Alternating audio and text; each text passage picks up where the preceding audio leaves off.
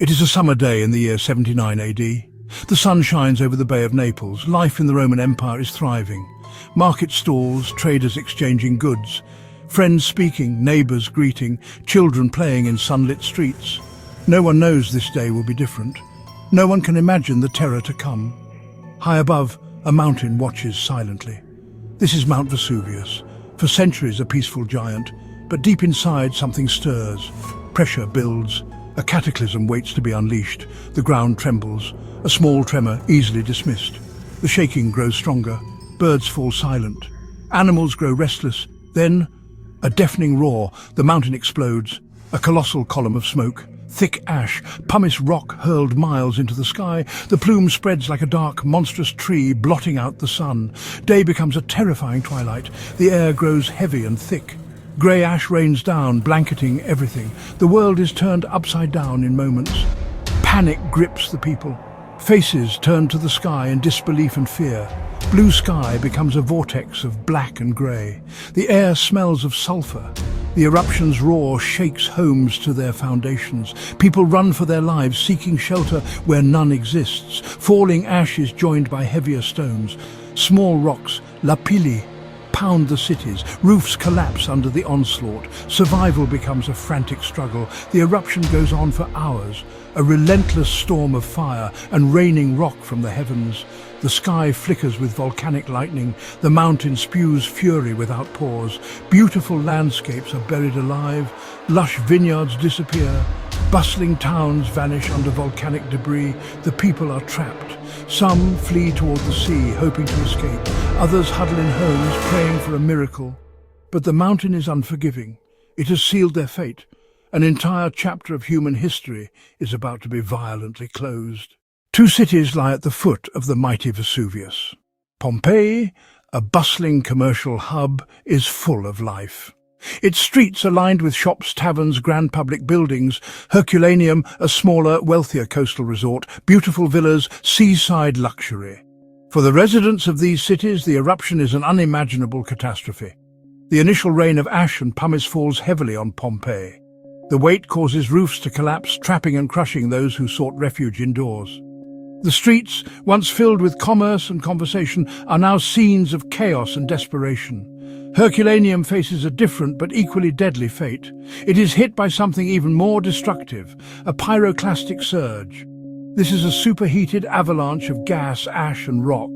It moves at incredible speed, hundreds of kilometers an hour.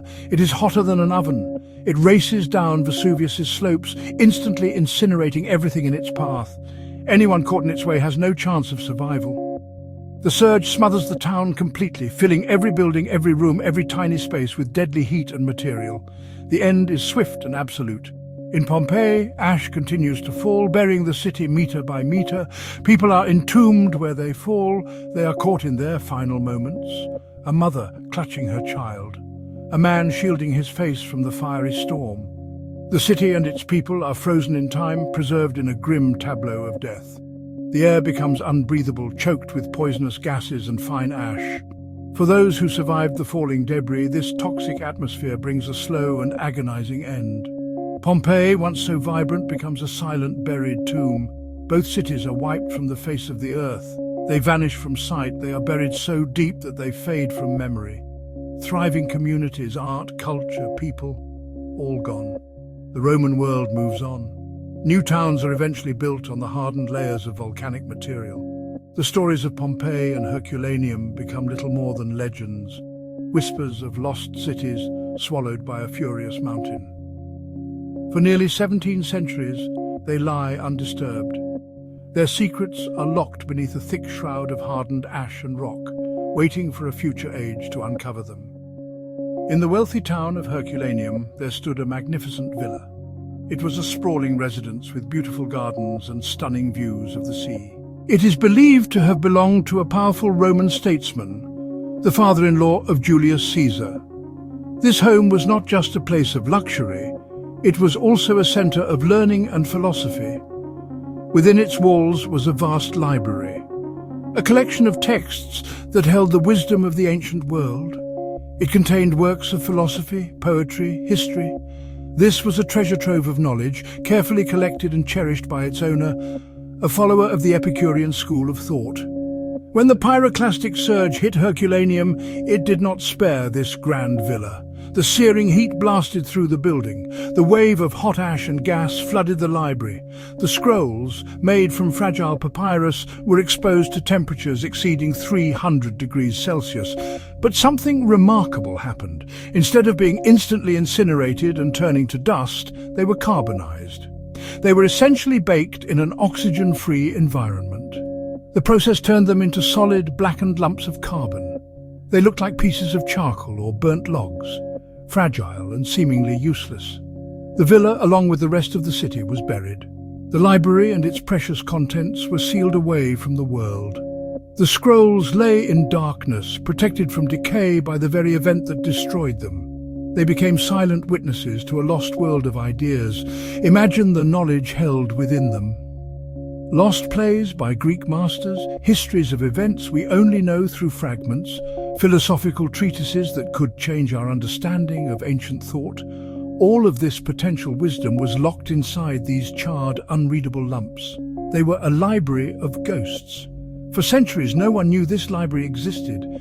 The villa was just part of a buried landscape. The scrolls were silent artifacts, waiting in the earth. Their survival was a miracle, a fluke of chemistry and geology. They represented a direct, unbroken link to the intellectual life of the Roman world. If they could ever be read, they could provide a window into the minds of people who lived 2,000 years ago. But they were far too delicate to be unrolled. To touch them was to risk destroying them forever. The library was found, but its secrets remained tantalizingly out of reach. For decades, the scrolls remained silent. The problem of reading them seemed to have no solution. But science and technology do not stand still. As the 20th century turned into the 21st, new possibilities began to emerge. In hospitals, doctors were using powerful machines to look inside the body without cutting. X-rays, CT scanners. A thought began to form in the minds of a few daring scientists. Could this see inside a carbonized scroll? The idea was revolutionary. It proposed bypassing the curse of fragility, scanned the scroll to create a perfect digital copy of its internal structure. Virtual unwrapping, a radical departure from 2 centuries of physical attempts. But standard medical X-rays were not powerful enough. Scans were blurry, with no distinction between page and writing. A more powerful, precise tool was needed. Enter particle physics, particle accelerators. They produce X-ray beams millions of times brighter than hospital machines. This new kind of light, synchrotron radiation, so intense and fine it could detect tiny variations in the scroll. The theory, carbon ink, might differ slightly in density or thickness, just a few microns thick, but potentially detectable by synchrotron X-rays. The stage was set. Use a world-class physics machine to read a 2,000-year-old book. The first attempts to use this powerful technology were led by Professor Brent Seals, a computer scientist from the University of Kentucky. His team took one of the Herculaneum scrolls to a particle accelerator in the United Kingdom, the Diamond Light Source. The precious, fragile artifact was carefully mounted in the path of the intense X-ray beam. As the scroll rotated, thousands of 2-dimensional X-ray images were captured from every possible angle. It was a moment of immense tension and anticipation. The raw data was a massive, complex cloud of information. The next step was to use powerful computers to reconstruct this data into a 3-dimensional virtual model.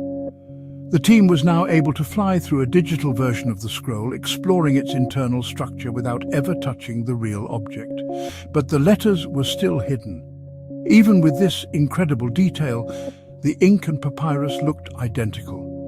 This is where machine learning, a form of artificial intelligence, came into play. They developed sophisticated algorithms that could analyze the 3-dimensional scan, searching for the subtle, microscopic changes in texture that indicated the presence of ink. The computers ran for months, sifting through terabytes of information, hunting for patterns that were invisible to the human eye. It was a search for ghosts in the machine, a hunt for faint whispers of text hidden within the digital noise. The invisible was about to be made visible. Professor Seal's work proved that the path was possible. His team had successfully detected ink inside an unopened scroll. However, the process was still incredibly slow and difficult.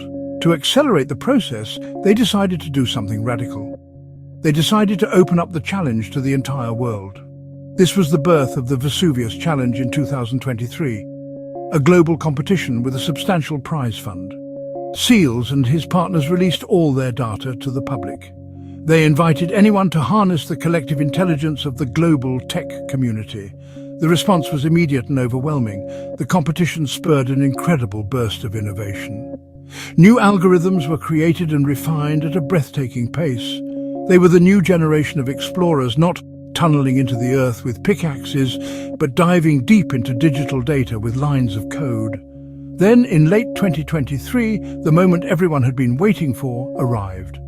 A 21-year-old computer science student named Luke Farritor, working from his dorm room in Nebraska, made the first breakthrough. His model, trained to detect the subtle ink patterns, picked up something. It was not just noise. It was a clear, distinct shape.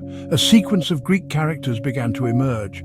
After months of staring at meaningless patterns, these were the first intelligible signs of human thought. The word that appeared was porphyros, which translates to purple. It was a single word, but its appearance was an earth-shattering event. After 2,000 years of silence, the scroll had finally spoken its first word. The news spread like wildfire. The race was now on to find more. The discovery of purple spurred the competitors on, giving them a tangible goal. The floodgates of discovery were about to open. With the method proven, progress accelerated dramatically. The teams of Farritor, Nader, and Julian Schilliger combined their efforts. They refined their techniques, piecing together fragments of letters into words and words into sentences. Slowly, painstakingly, a coherent passage of text began to take shape on their screens. They were not just random words, but connected philosophical thought. The text discussed sources of pleasure, specifically how the abundance of available goods, like food, can affect the pleasure we derive from them. It was a classic Epicurean argument. The author wrote, as in the case of food, we do not right away believe things that are scarce to be absolutely more pleasant than those that are abundant. The style and subject matter pointed directly to one man, Philodemus of Gadara. He was an Epicurean philosopher who worked at the villa of the papyri. Now, for the first time, they had proof from a scroll that had never been opened. Epicurean philosophy is not well understood, as many of its original texts have been lost. The Herculaneum scrolls represent our single largest source of direct Epicurean writing. The team had not just read a few words, they had opened a new window into the intellectual life of the Roman Republic. Among the first words to be deciphered, purple really stood out.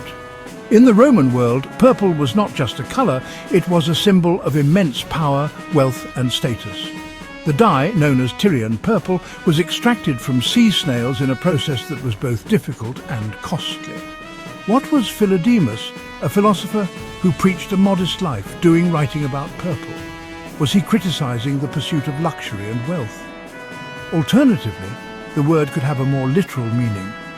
Perhaps Philodemus was simply using purple as an example in a broader discussion about aesthetics, colour and perception. They're not just abstract philosophical arguments, they're rooted in the real, tangible world of ancient Rome. They connect us to the sights, the sounds and even the colours of a lost civilization. It's a testament to the incredible journey of the Vesuvius Challenge, a journey from fiery destruction to digital resurrection. The triumph of the Vesuvius Challenge is truly a landmark moment. For the first time, we've read the thoughts of an ancient author from a book burnt shut 2,000 years ago. But this breakthrough is not the end of the story, it's the end of the beginning. The passages read come from just one scroll. Hundreds upon hundreds of other scrolls wait in the archives in Naples. They sit in their trays, silent and black, holding their secrets tight. The goal, read not just a few columns of text, but entire scrolls. Then the next scroll and the next, to virtually unroll and transcribe the entire library. The technology pioneered for the Vesuvius Challenge has implications that go way beyond Herculaneum. We no longer have to choose between preservation and knowledge. we can have both. What wonders might be hidden inside these charred cylinders? Lost Latin poetry, eyewitness histories, works thought lost forever. We simply do not know. Each scroll is a lottery ticket to the past. The journey is far from over, and the greatest discoveries may still lie ahead, waiting for their turn in the digital light.